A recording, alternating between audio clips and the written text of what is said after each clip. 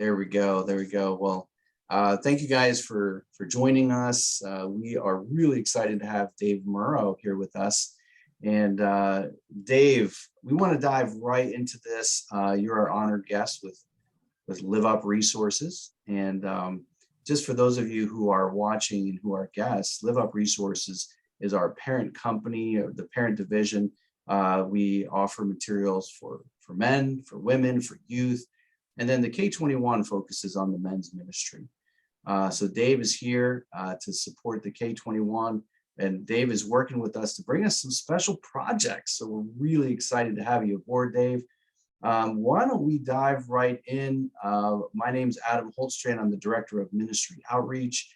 And Dave, why is it so hard to get men to church? What's going on? Well, there's a perception among men that church is something for women and children. It's not something that real men do. And, this starts in Sunday school. We see, pictures of Jesus with lambs and hanging out with children. And then we get up into the church and there's more women than men in the church. And so when we reach that age, in that teenage years, 12, 13, 14, where we're desperate to put our childhood behind us, one of the first things we put behind us is our faith in Jesus, because we associate it with women and children. Okay. So how accurate is it? Like, is there really a shortage of men in the church? Well, the popular stereotype is that the church is male dominated. But if you're talking about the relatively thin stratum of professional clergy, then yes, there are more men than women in church. But at every other level, women dominate. I mean, ask any married Christian woman or the single women who are looking for Christian men to date. Ask the mothers of teenage boys who won't get up on Sunday morning. There is always more women than men involved in church. The average church in North America draws an adult crowd that is 61% female and 39% male.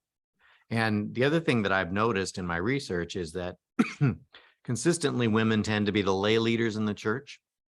Men may serve on the board, but women populate the thicket of committees and teams that do all the work. So the men who do go to church seem to be passive. They feel out of place. They feel bored. Most don't do anything midweek to augment their faith. They might go to church on Sunday. They might not. And then the other thing is the young single man is practically an endangered species in church today. Jesus started the church with 11 of his 12 disciples were believed to be young single men, age 18 to 30. And so today it's hard to get that demographic in the church. And really it represents the future of the church. If you look at Islam, it's tons of young single men. And so we've got a problem that we've got to solve. We've got to get more men into the church and get them into what we're doing. So I know you're kind of well known a little bit for this book here, Why Men Hate Going to Church, which I have a golden oldie copy. Yeah, you got the original. So I'm kind of dating myself a little bit here.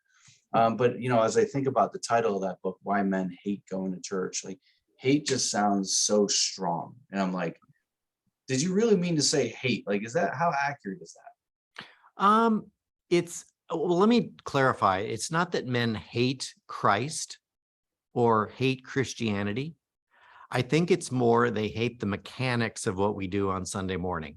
It used to be put on a tie, go to a building, sing hymns, lots of ceremonial stuff, listen to a sermon, shake hands, small talk, really not a lot to excite the masculine soul. In the last 40 years, we've moved to a more informal type of church, which has been good on a lot of levels. The music is a little more upbeat and more rock and roll. But now we're beginning to repeat the mistakes of the past, particularly in the area of music. A lot of the songs today in church are what I call love songs to Jesus. They're very emotional in nature. Hold me close, let your love surround me. They kind of have these they try to imagine our walk with Christ as a romance. And, that imagery is going to appeal to women more than men. Another thing that we do in church with the music is we change the songs out so frequently that the men can't learn them. A lot of churches today are one and done. They'll sing a song one time, they'll never play it again. The other thing that's kind of driving men out of church, contemporary churches, is sermon length. Sermons, even as attention spans are getting shorter, sermons are getting longer and longer and longer. The average sermon is now approaching 40 minutes, whereas 60 years ago, in the heyday of church attendance, when men went to church by the millions, sermons were only 20 minutes. And so many studies have shown that about 20 minutes, our attention tends to drop off, and that's especially with men. But sermons tend to get longer and longer and longer. So one of the things I'm working on a project now called the Online Preaching Coach, and I'm teaching pastors how to shorten and focus their messages so that they're more watchable, shareable, and memorable to men.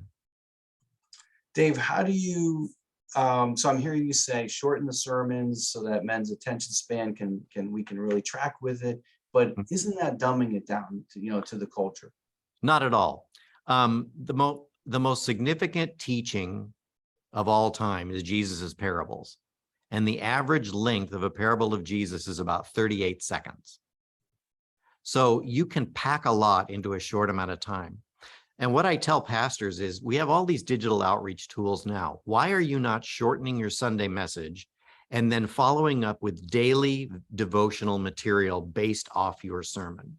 I mean, I would love it if I could find a pastor who would preach a 20-minute sermon on Sunday, and then on Monday morning in my inbox, I've got a devotion based on his sermon that helps me revisit what I learned on Sunday and apply it to my life. We have this idea that the sermon has to be this 40-minute, 55-minute brain dump on Sunday, and then we never go back to it. That's a terrible way to teach anybody to do anything. So part of my online preaching coach is I teach pastors, I use a big salami as an example. And I say, don't give people 2 pounds of salami on Sunday. Give them a pound on Sunday and then slice it up for them Monday through Friday. And, this was the Acts chapter 2 model, that they met daily in the temple courts for the apostles' teaching. We can now teach people daily through email, through push notification, through text. And I don't know why more pastors aren't doing this. It's just because we're stuck in this old way of thinking. Men need short one-point messages that they can apply to their lives, and then they need the follow-up of daily devotions. And the more pastors that do that, I think they're going to see more men involved and men's lives being changed by Christ. Okay, so I'm hearing you talk about the sermons, shortening the sermons, and then instead of focusing on this big event where we just kind of a dump truck method, you're saying let's shorten it down and let's just break it up throughout the week. And then I'm hearing you talk about the music as well. That is typically in churches more feminized. It is.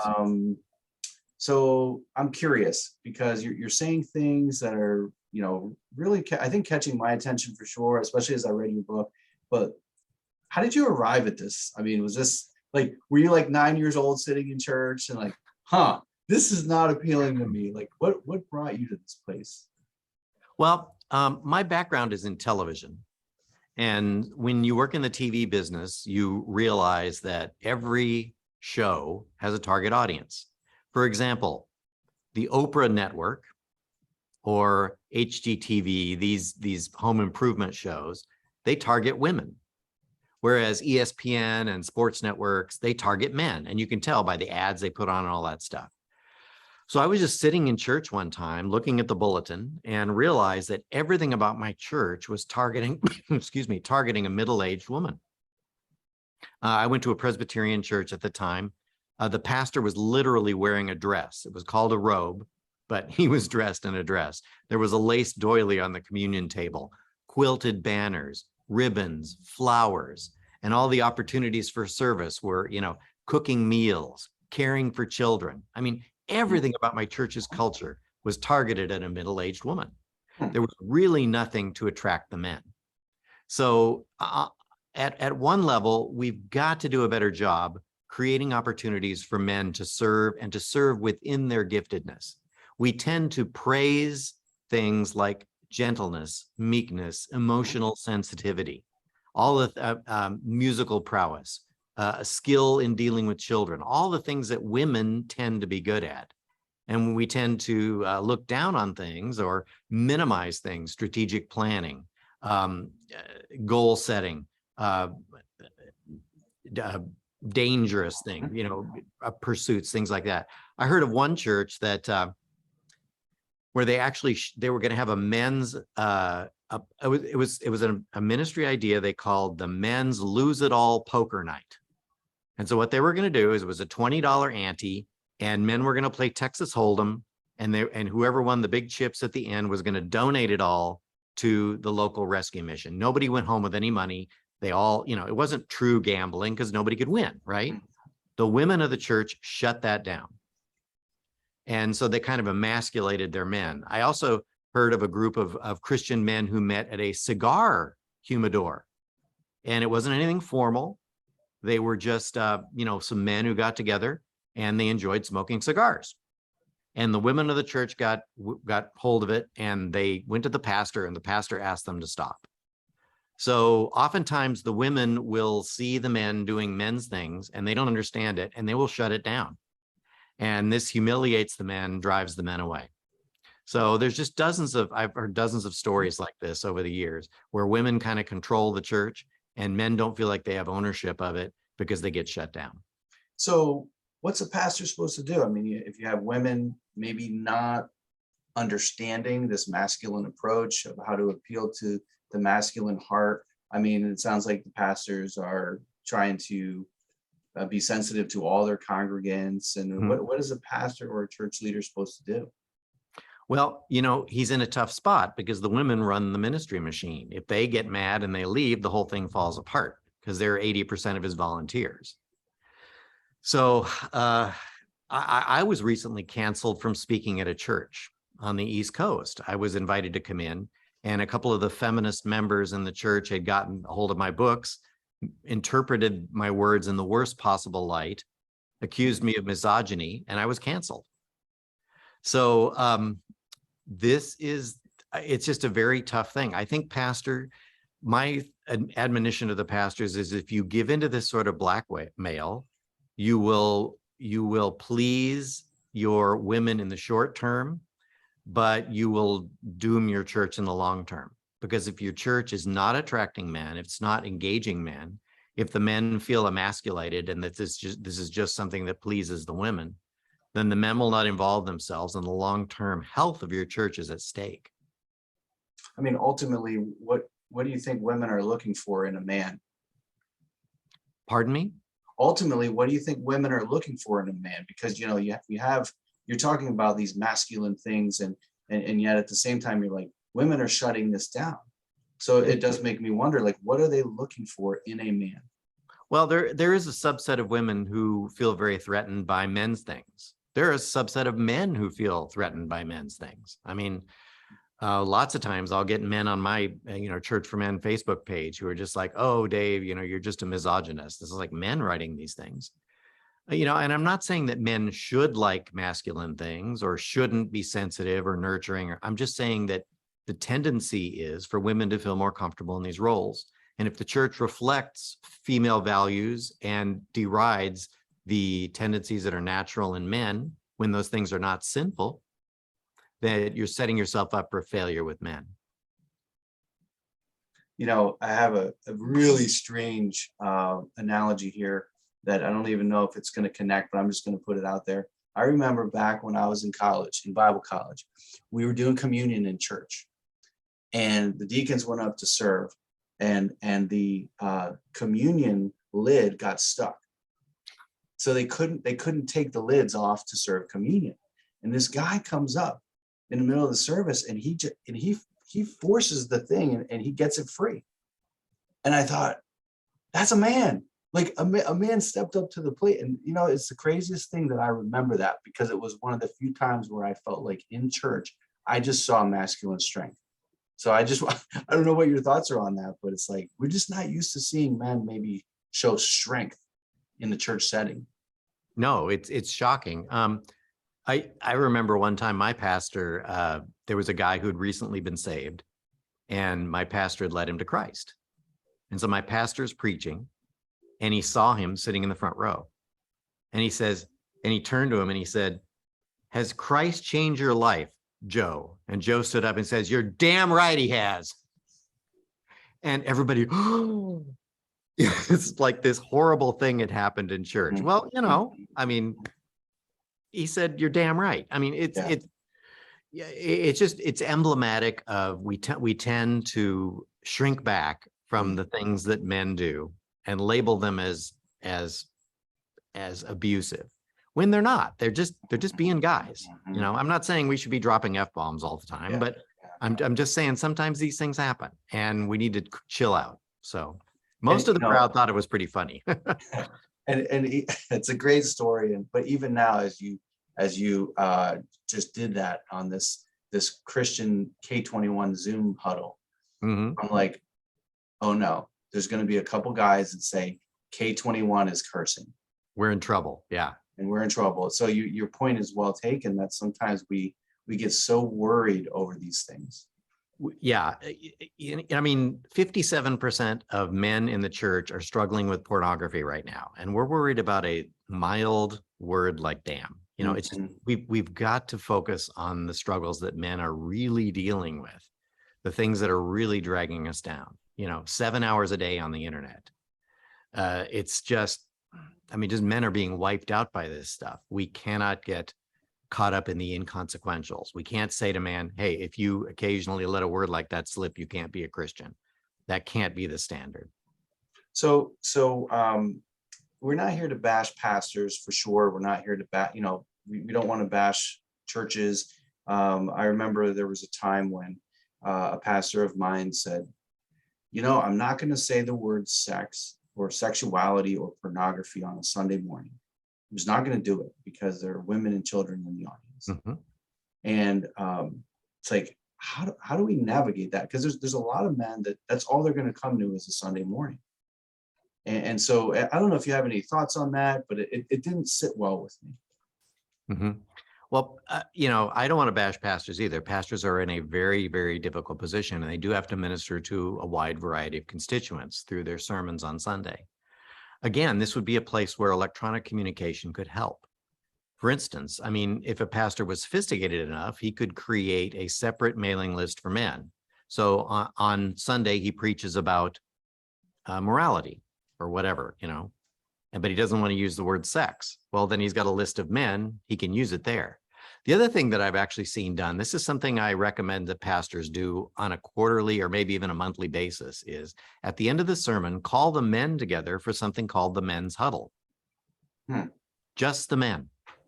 And for 2 or 3 minutes, just kind of reinforce one of the points that you had in your sermon.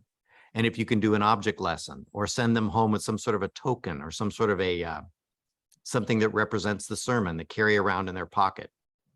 One of the great examples that I remember, I trained a pastor in how to do this, is at the end of his sermon, he called all the men forward, and he had preached about how he had actually preached. He had put a large box around himself, like a refrigerator box, and he preached from inside of the box. And he talked about the different boxes men get themselves into. And at the end, and then about halfway through the sermon, he tries to get out of the box and he can't. And then he calls men up there and they cut him out. And he says, men, this is an example of how we get ourselves out of our boxes. We don't do it ourselves. We don't pray harder. We don't wish harder. We call other men to cut us out of the box. Well, then the man time at the end is he called all the men forward and he gave them all box cutter knives. And he says, all right, take these knives with you. And I challenge you to carry them around in your pocket with you all week, except if you go on an airplane. Right. And then he says, when you are tempted, touch that knife and call a buddy and ask him to cut you out of your box. Admit your weakness.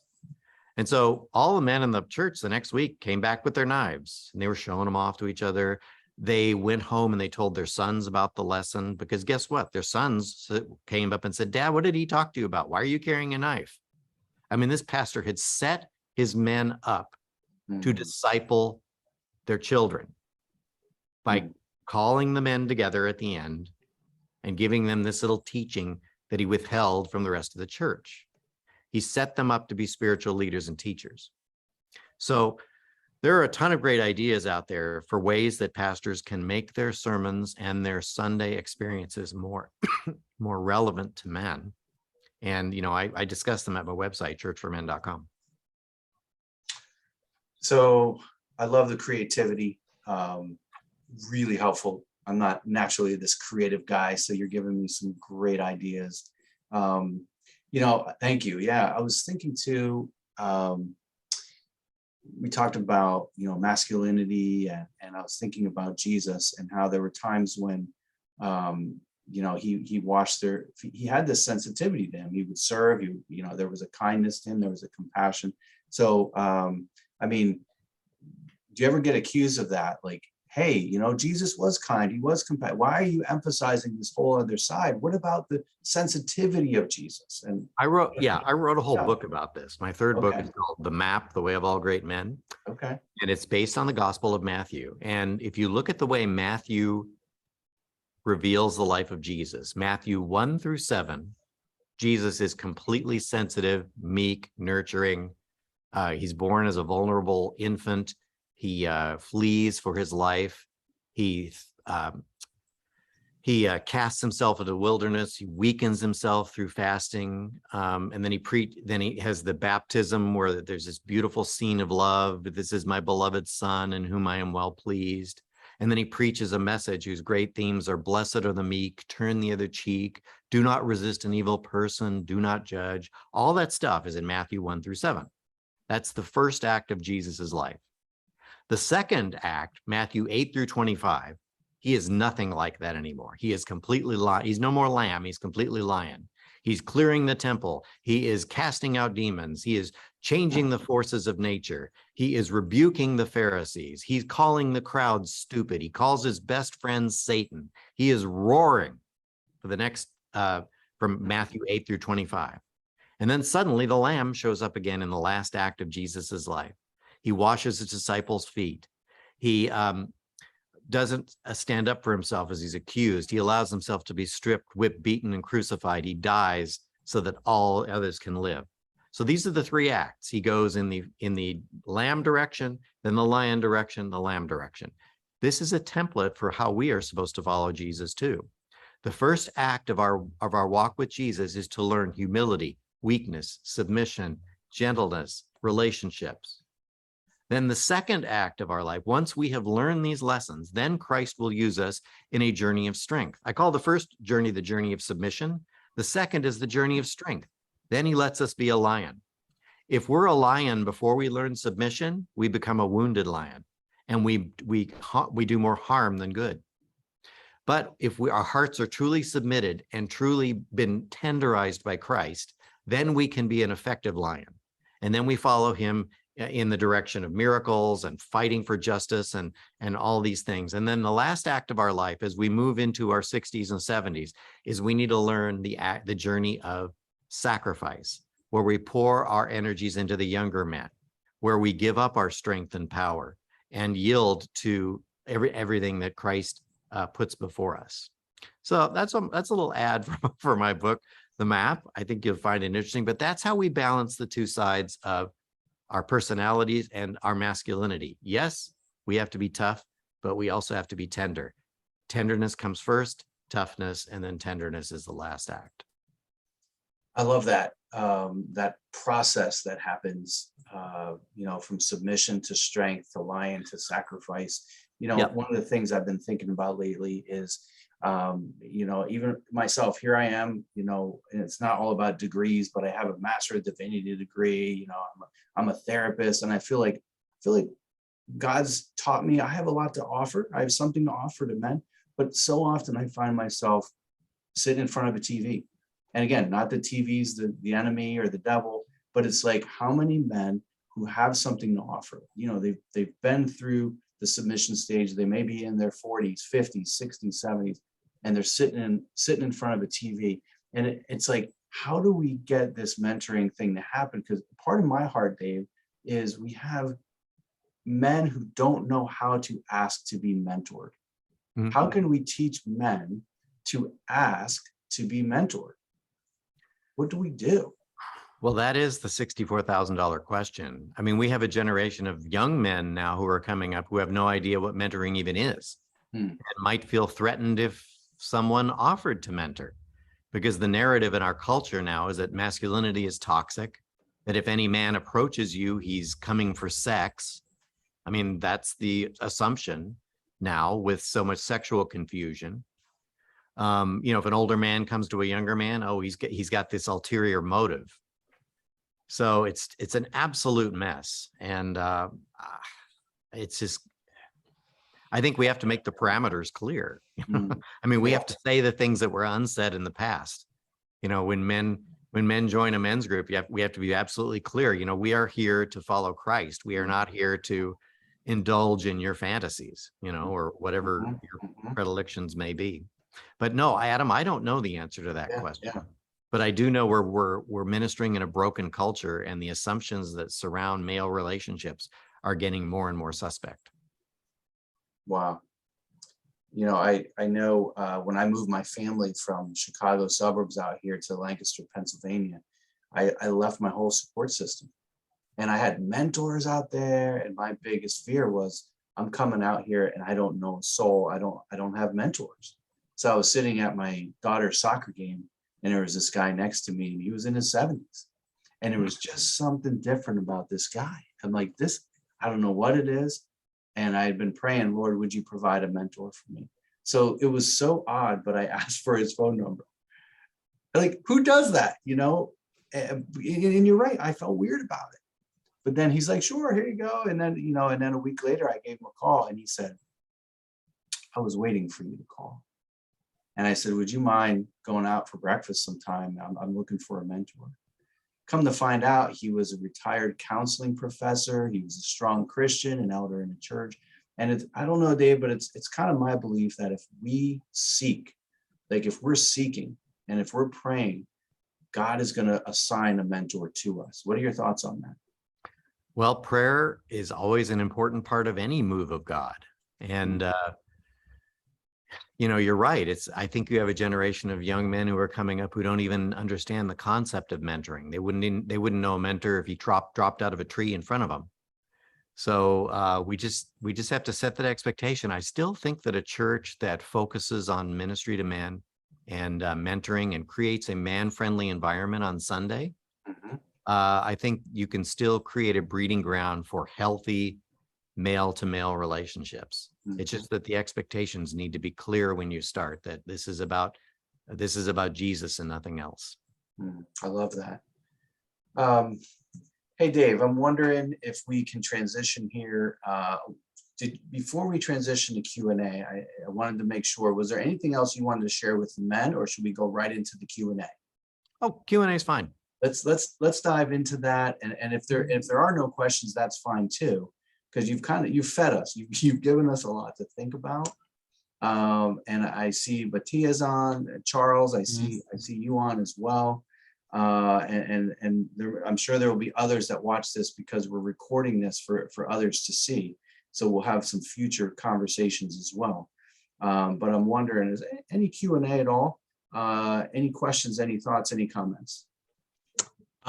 Yes, I was just thinking now that let's say your book or the talk today, you have let's say leaned on let's say why men do not like going to church, and I'm sure that being one end of the continuum, what of the other end? Just a quick answer. Why is it that this 57 or 60% of the population, which is the women, why are they going to church and the other one declining? What is pulling the women to church? Well, first of all, what you need to understand is that this is not a worldwide thing. When you look at other religions around the world, they are roughly gender balanced. Christianity is the only world religion that has a surplus of women and a shortage of men.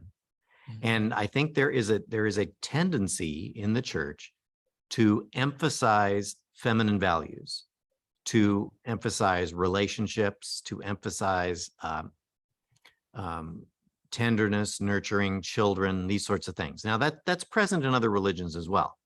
Yes. But that would be the first thing, this reputation that if you are a Christian, you're somehow a softie. One of the Yeah. examples I use would be, I want you to picture a construction site, and you've got 3 construction workers, young men, who've been working all day in the heat, and they are talking about what they're going to be doing tonight. And the first guy says, well, I'm just going to go down to the bar and have a beer. And the second guy says, well, I've got tickets to a baseball game. And the third guy says, well, I'm going to Wednesday night services at my church. Now you feel the difference there? Yeah. The first 2 are perfectly acceptable manly behavior. The third one doesn't feel very manly. So it's reputational as much as anything. I think men feel like church is something that women do. And you contrast this to Islam, where the manliest man is the most religious man. The more religious you are, the manly you are. Well, that's a religion that's kind of associated with aggression and getting things, making things happen, and control. I mean, this is what's happening in Iran right now. You have religious men who are trying to control how women dress in public. And there's this big fight going on right now. So the question is, how do we create a reputation for Christianity that this is something for men and not just something for women? And we've constantly got a news media that is trashing the reputation of Christians. It's just, it's a very, very difficult thing to do. So I think it's like Adam said, it's going to have to come back to mentorship. It's going to have, it may have to come from outside the church, programs like K21 and parachurch organizations, just simply leading men into a walk with Christ. And then church may actually have to come second because it has such a damaged reputation among men. I hope that answers your question. Yes. You know, on Sunday, I attended a church service with my wife, and a lady went to the front, and just before she started saying what she was to say, she said, "And I know I'm going to cry." And so she got the napkin. And then after saying what she was saying, of course, she started to cry. She became emotional. And then another lady went to stand beside her, and kind of they both got emotional. And so that ended. And later on at home, we were talking with my wife about the church service. And she said that, oh, that presentation by that lady, it was very good, very powerful, very moving, and very emotional. And I told her, yes, it was, but there is something I didn't like.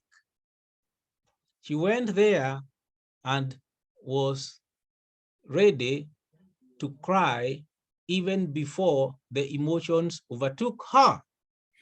And so that, in my thinking, may not be the best thing.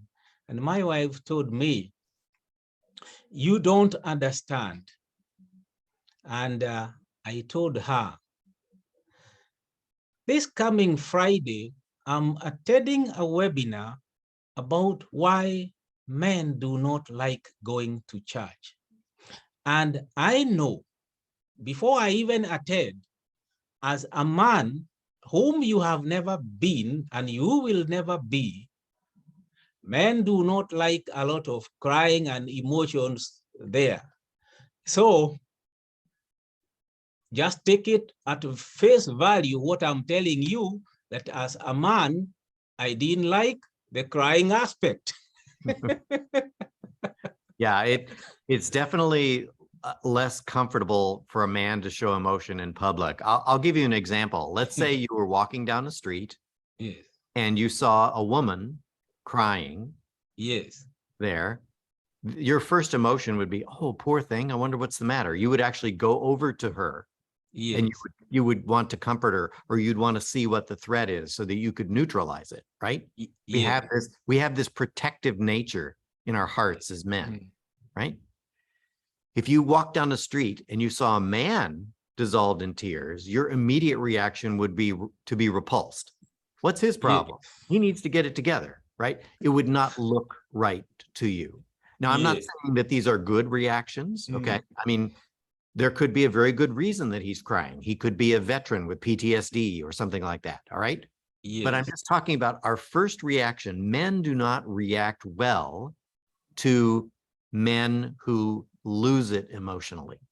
We tend to see that as weakness. And again, it's not a good thing, but it's just how we are.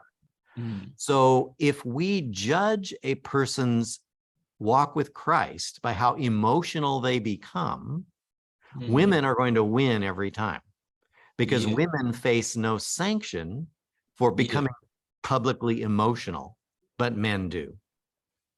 And this is a problem, because the fastest growing wing of the church is our spirit-filled churches, our Pentecostal churches, where people are encouraged to show emotion. It's seen as a symbol. It's, oh, obviously he's in the spirit because he's weeping, right? And again, there are times when we do need to weep before God over our sin. But if, it's a weekly weep fest, we can cross a line and we can make it harder for men to feel comfortable or even feel like it's real. They can feel like, oh, she's just crying so she gets attention or whatever. And Dave, I'm of the mindset that everything rises and falls on leadership. And so, kind of speed of the leader, speed of the team. So if we're not used to, in the Christian culture, seeing men express authentic emotions, right? Seeing men express vulnerability, men of God, then it's going to be uncomfortable for us. So I saw a pastor recently share in front of the church about how he went through some marriage counseling himself. And he was just sharing how God really strengthened his marriage, and he was sharing vulnerably without all the dirty laundry. But to hear a pastor say that he went through marriage counseling and he had some wounds healed, that really caught me off guard. But I'm like, I felt in my spirit, we need to see more of this kind of vulnerability from church leaders. What are your thoughts on that? Yeah, and like you said, it was delivered without a ton of like manipulative emotion or something. So, that's good. That doesn't, as a man, that doesn't offend me at all. What really would offend me is if I felt like it was manipulative or it was designed to, do you know what I'm saying? Like it was fake. Yeah. But, a pastor genuinely sharing vulnerability, that I have no problem with that as a man. But Tia, that was a great question, by the way. Charles, wait a minute. I saw Charles a minute ago. You had a knife. Charles, you are muted. So if you want to unmute yourself, your microphone's turned then off. we can hear you. Good morning. I'm in California. I'm preparing breakfast.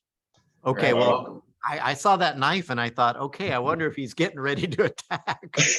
No, not at all.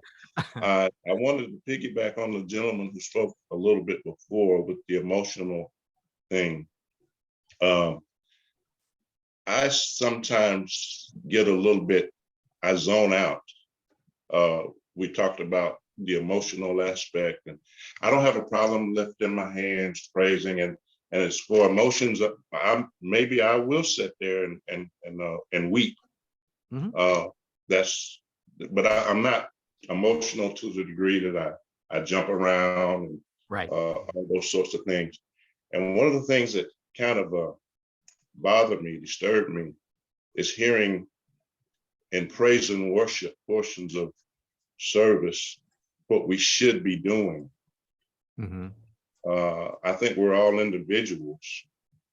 And when I come to worship, one of the things that that I get the most from is hearing a real good message. Yeah. And one other thing, I got in on this a little bit late, so I want to know how I can re-access it, because I want to go back and see it from start to finish. Yeah, we're recording it. Okay, great. Yeah, talking about a message, I think one of the tools that pastors underutilize are visuals and objects. You know, we tend to think of object lessons as something for the kids' sermon. Oh, well, you need that for the kids. Well, Jesus was the master of the object lesson. You know, show me a coin. Behold, the fields are white unto harvest. I mean, he talked about sheep and vineyards. He was probably standing in a vineyard. He walks up to a fig tree and says, may you never bear fruit again. And the next day, the thing is dead. He was the master of the object lesson. And yet today in the church, we've tended to think that object lessons somehow dumb down or infantilize the gospel. Well, we live in a very visual culture now. And if pastors are not willing to add more visual content and build their sermons around memorable objects, we are going to lose the battle for attention. In fact, one of the things that I'm working on now with Live Up Resources is a series of very short, we're going to do a series of very short videos for men, and every one of them is built around an object lesson that start discussions right away, get you to talking in 3 minutes. And that's going to be a new product that we'll have coming out in the next year, because we're realizing that men are visual. We remember what we see more than what we hear. And so a 40-minute lecture can be less effective than a 2-minute object lesson. And so one of the things I always tell pastors is, if you want to become a man-friendly pastor, come into the pulpit every week with a visual, with a physical object. And in 1 year, the front row of your church is going to be filled with young men, because they're going to want to know what the object is this week. So these things aren't hard. We just have to do what Jesus did. Great. Thanks. Thank you. Mm-hmm. You make it hard to argue with that. You know, it's like, hey, if Jesus is doing it, it's safe. I'm pulling the Jesus card. Yeah. Yeah. Yeah. It's Well, excellent though. Adam, I want to apologize for using a mild, dirty word. I hope that I won't get censored for that. Yeah. But I was making a point. We need to not be afraid to reach out aggressively to men, to speak men's language, to occasionally shock men, and to communicate the way that men understand. Men understand the world in terms of mission, and they don't. Oh yeah, here's one. Men tend to be mission first, mission oriented. Why am I here? What are we here to accomplish? Women tend to be relationship oriented. Who am I here to love? And it's what's interesting is in the last 100 years, we have gone from describing the gospel as a dangerous mission with God into a personal relationship with Jesus. So we use a feminine metaphor, you know, come have a relationship with Jesus, fall deeply in love with Jesus. We use these relational metaphors, and, you know, men just don't get it. They don't understand. Men are not relationship first. We are mission first. And so I think we need to get back again to the way that Jesus dealt with men.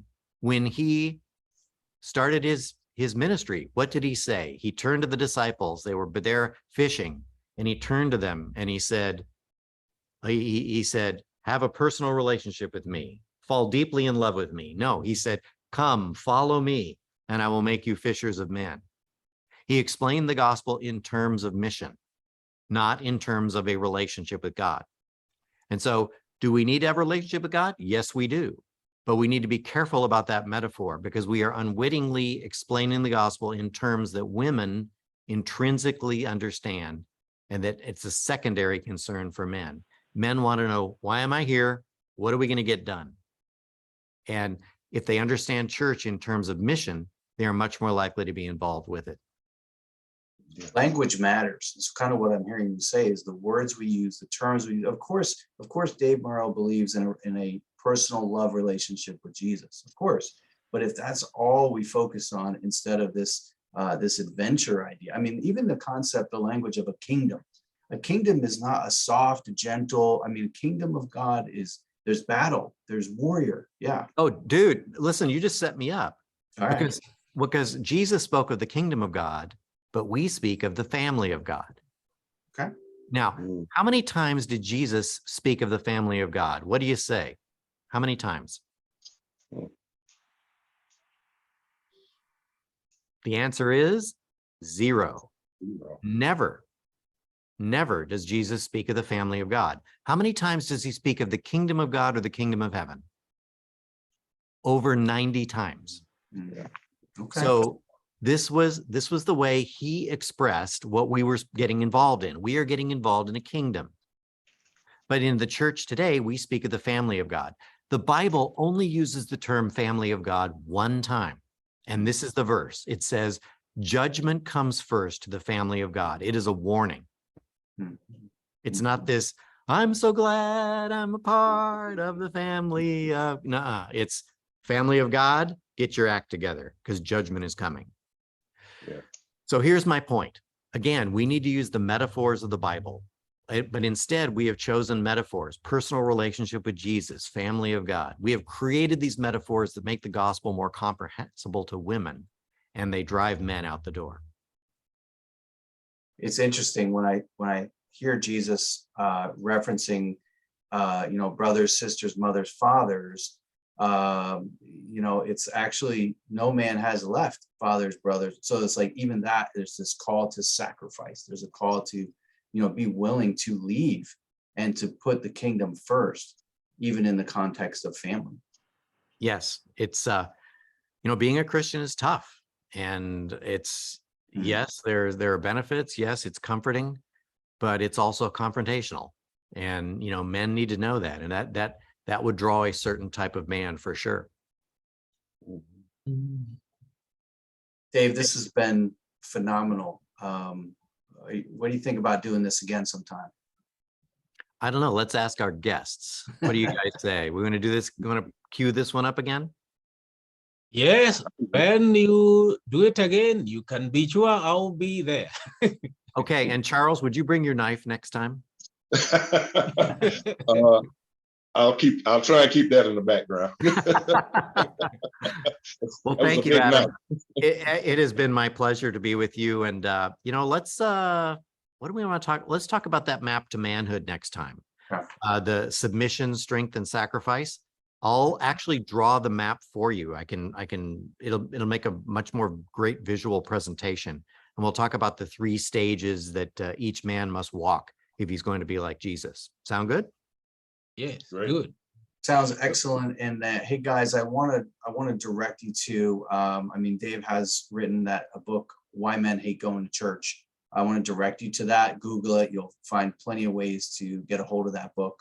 I also want to direct you to liveupresources.com, where we have a lot of books on manhood. One in particular that addresses how men are wired and how to reach men in a church context is called Why Not Hit the Real Target, Men. And there's actually like 25 even biological facts about men, from testosterone and how God has wired men. And so I want to direct you to those 2 resources. We have plenty of others, but Why Men Hate Going to Church, and then the Target book on liveupresources.com. Thank you guys for joining us. Charles, I'm glad you hailed with us from California. Yeah. And we're getting ready for lunch, and you're getting ready for breakfast. And we look forward to seeing you guys next time as well. I look forward to it. I'm not really tech savvy, but I want to revisit this so I can share with some of the brothers.